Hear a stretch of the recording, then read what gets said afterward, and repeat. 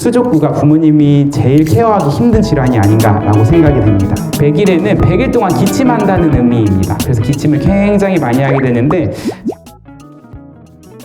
자, 다음은 수족구 질환입니다. 요즘 유행하는 질환이고 어린이집에서 가정통신문도 아마 많이 받으셨을 거예요. 그리고 유치원에서도 많이 나오고 심지어 요즘은 초등학생들도 많이 걸립니다. 뿐만이 아니고 앞으로 말씀드리겠지만 부모님도 많이 걸리십니다. 수족구는 보통 바이러스 질환으로 목과 손과 발에 이제 발진이 생기는데, 이 그래프를 보시면은 2022년도에는 8, 9월에 많이 높았는데 지금 이 그래프가 지금 올해입니다. 여기가 6월인데요. 지금 일찍부터 지금 유행이 시작됐습니다. 그래서 이미 최고조로 올라가고 있기 때문에 앞으로 더 특히나 물놀이 많이 가는 시즌 7월 8월 되죠. 그때 되면 굉장히 많이 나오게 됩니다. 자, 이 사진은 수족구 질환입니다. 여기 손에 이런 식으로 수포성 병변이 생기고 발에도 생기는데 손바닥 발바닥뿐만 아니고 손등이나 발등 종아리 허벅지에도 생길 수 있습니다. 여기 목에 보면 이렇게 생긴 게 우리 입에 하나만 하얗게 헐어도 굉장히 아프죠. 그게 목 안에 여러 개가 생깁니다. 그래서 침 삼키기도 너무 힘들어서 침을 질질 흘리기 하고 물도 마실 수가 없습니다. 그래서 탈수되는 경우가 오히려 구토하는 경우가 많이 있습니다. 사실은 저도 아들이 있는데 아들이 한 달 전에 수족구에 한번 걸렸습니다. 걸리고 나니까 비로소 이제 어머님들 마음을 조금 알겠더라고요. 일단 어린이집을 갈 수 없어 부모님이 너무 힘듭니다. 그리고 아이들이 계속 침을 흘리고 아무것도 먹질 않으니까 계속 엄마나 아빠한테 안겨 있으려고 하고, 뭐 다른 질환도 당연히 부모님들이 힘듭니다만 제가 봤을 때는 수족구가 부모님이 제일 케어하기 힘든 질환이 아닌가라고 생각이 됩니다. 전파 경로는 이제 침이라든지 비말을 통해서 전파가 되는데 특히나 물을 통해서 많이 전파가 됩니다. 저희 아이도 수영장 다녀와서 걸렸는데요. 수영장이나 워터파크, 호텔 수영장 다녀와서 걸리는 경우가 굉장히 많이 있고, 아파트 분수대 있죠. 거기는 특히나 이제 소독이 잘 안 되기 때문에 거기서 걸리는 경우가 많이 있습니다.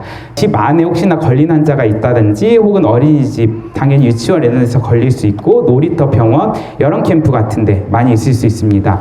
알코올 소독하면 되지 않느냐고 생각하는데 사실 알코올 소독을 잘 죽지 않습니다. 비누를 사용해서 손 꼭 깨끗이 씻어야 되고요. 이게 전염력이 세다기보다는 전염 기간이 깁니다. 그래서 침이 묻어있는 그 장난감은 거의 1주 정도 계속 전염력이 있다고 생각하셔도 되고, 대변에서는 거의 수개월 동안 계속해서 바이러스가 분출되게 됩니다. 잠복기는 보통 3일에서 7일 정도 걸리게 되고, 증상은 발열은 생각보다 오래 걸리지 않습니다. 열은 이틀에서 3일 정도 되고, 그리고 설사나 구토가 있기도 하고, 손발, 입에 아까 보여드렸던 이제 수포, 물집이 생기게 됩니다. 보통은 열이 먼저 나고 수포나 이제 구강 내 병변이 조금 늦게 생깁니다. 따라서 처음에 열 나고 나서 바로 이제 병원 데려 수족구인지 봐달라고 말씀하시는데, 사실 그 당시에는 이제 수족구 병변이 안 보이는 경우가 많이 있습니다. 하루나 이틀 있다가 보면은 갑자기 목에 병변이 생기면서 수족구입니다 라고 말씀을 드리는 경우가 있는데, 이게 자연스러운 경과입니다. 피부 발진이 깨끗하게 없어지려면 2주 정도 소요가 되는데 2주 동안 어린이집 못 보내는 것은 아니고, 구강 내 병변이 없어지면 어린이집은 보내실 수 있습니다.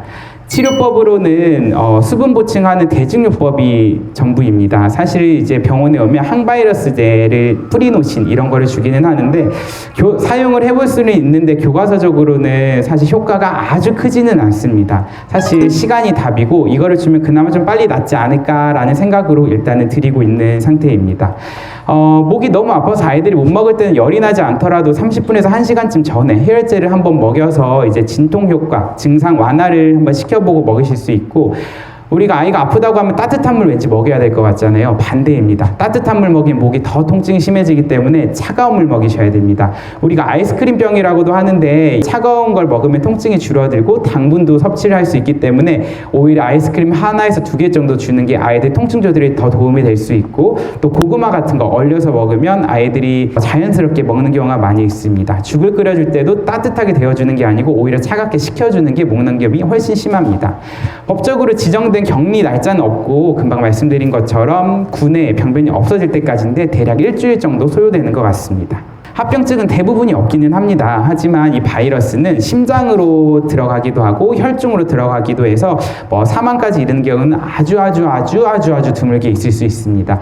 따라서 아이가 계속 토한다든지 너무 늘어진다든지 경련을 한다든지 하면 바로 진료를 보셔야겠습니다.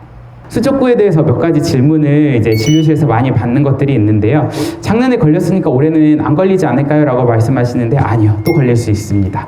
어린이나 청소년도 걸릴 수 있냐고 말씀하시다. 네, 걸릴 수 있습니다. 37세 드신 아버님께서 어제 진단 받으셨습니다. 똑같이 아픕니다. 똑같이 조심하시고 손 잘 씻으셔야 합니다. 그리고 이제 발찌는 흉터가 안 남냐고 많이 걱정하시는데 생각보다 흉터는 잘 남지 않습니다. 다만 아이들이 많이 긁는 경우가 있습니다. 만약에 긁게 되면 이 상처 때문에 상처가 남을 수 있어서 만약에 긁어서 생긴 상처가 있다고 하면은 연고를 좀 발라주시는 게 좋습니다. 다음은 백일해입니다. 요즘 뉴스에서 백일해 많이 보셨죠? 백일해는 100일 동안 기침한다는 의미입니다. 그래서 기침을 굉장히 많이 하게 되는데 작년까지는 그렇게 많지 않았는데 올해는 벌써 2,400명이 넘었습니다. 첫 번째로는 전염력이 굉장히 잘 됩니다. 전염력이 소화 질환 중에서 거의 탑 1, 2에 들 정도로 굉장히 전염력이 세고요. 연령이 어릴수록 사망률이 높습니다. 특히나 1세 미만에서는 사망률이 굉장히 높을 수 있기 때문에 아이 가지셨을 때 산부인과에서 임신 말기 되면 다 접종하라고 들으셨을 겁니다. 그리고 아버님들도 접종하라고 하는데 아버님들 중에서 아프다고 안 맞으시는 분들이 있는데 아이를 위해서는 꼭 맞으셔야 됩니다. 우리 조부모님 중에서 아이들 많이 보실 때는 꼭 미리 아이 태어나기 2주에서 4주 전에는 접종이 꼭 필요하겠습니다. 그래서 산모분들 같은 경우는 임신할 때마다 그리고 아버님이나 조부모님 같은 경우는 10년에 한 번씩 백일해 접종이 필요하고요. 우리나라는 필수 예방접종이긴 합니다. 2개월부터 시작해서 파상풍이랑 합쳐져 있는 뭐 펜탁심이랄지 테트락심이랄지 이런 걸로 접종을 하고 있는데 청소년기가 되면 약간 면역력이 감소하게 됩니다. 그래서 초등학교 고학년부터 시작해서 중학생, 고등학생에서 요즘 진단이 굉장히 많이 되고 있습니다. 필요하면 10년마다 추가 접종 계속 해주셔야 되고요. 대부분은 직접적인 접촉이나 아니면 비말 감염에 의해서 전파가 많이 됩니다. 어른들 같은 경우에는 증상이 그렇게 심하지 않은 경우가 있을 수 있습니다. 그래서 본인도 모르게 백일의 균을 가지고 아이한테 옮기는 경우가 있을 수 있기 때문에 출산적 예방접종 필요하다는 거 다시 한번 강조드리고요. 첫 번째로 1주에서 2주차 정도 됐을 때는 가벼운 증상인데 한 달이 되도록 기침이 멈추질 않습니다. 이때 열은 없습니다. 열 없고 기침만 주구장창해가지고 와서 검사해보면은 백일에 진단되는 경우가 많이 있습니다. 진단은 일단 접촉력이 있는지 한번 확인을 해보고 여기서 흡 하는 기침이라는 거는 기침을 너무 하기 때문에 숨을 쉴 수가 없어요. 그래서 기침 막 하다 이렇게 하는 흡 기침이라고 하는데 이런 발작적인 기침이 14일 이상 지속이 된다거나 혹은 7일 동안 구토를 할 정도로 굉장히 심한 기침을 할 때 우리가 의심을 해볼 수 있고 결국 확진은 PCR 검사를 통해서 하게 됩니다. 3개월 미만이나 기저질환이 있는 소아 같은 경우는 입원 치료를 하는 게 원칙이고요. 다행히도 치료법이 있기는 합니다. 항생제 치료를 하면 되기는 하는데 격리기간이 필요합니다. 격리기간 항생제 치료일로부터 5일이기 때문에 빨리 진단받고 빨리 항생제 치료를 하는 게 학교도 빨리 갈 수 있고 이제 전염병을 옮기는 질환 그 가능성도 낮추기 때문에 조금 의심이 되면은 빨리 와서 진단을 받으시는 게 좋겠습니다.